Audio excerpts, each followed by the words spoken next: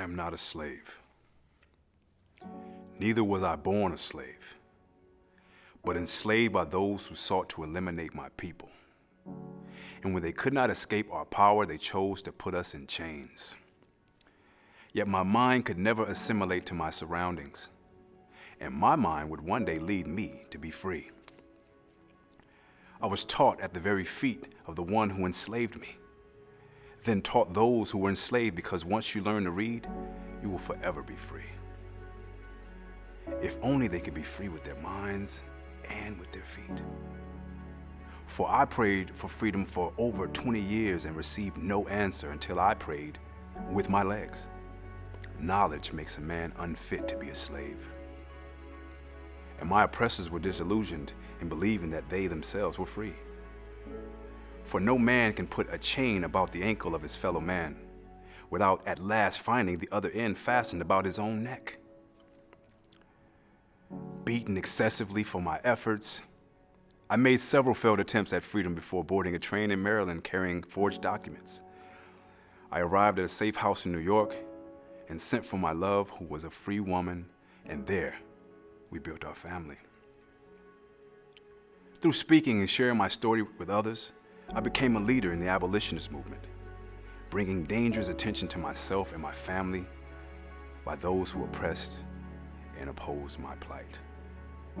So I traveled to Ireland and Britain, where I was given a platform, and in the famous London reception speech, I shared my pleas for humanity. Following the stars, I returned to a land which was never my home. I continued to lift my voice and demand freedom, and I published The North Star. In the post-war Reconstruction period, I held several office positions in government, therefore becoming the first black man to hold a high office.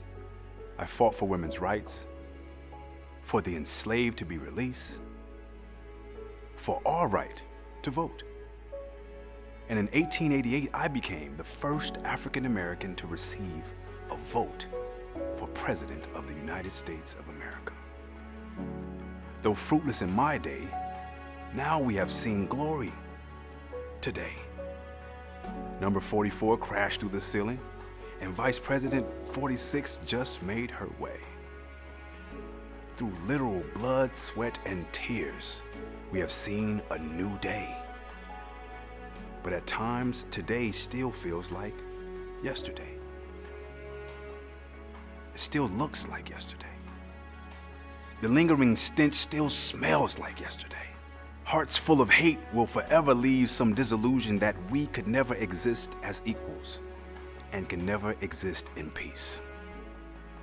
But those who profess to favor freedom and yet deprecate agitation are men who want crops without plowing the ground. They want rain without thunder and lightning.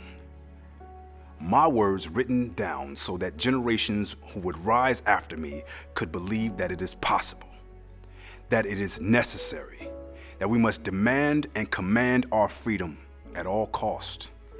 For power concedes nothing without a demand. It never did, and it never will. I'm Frederick Douglass, and he is me.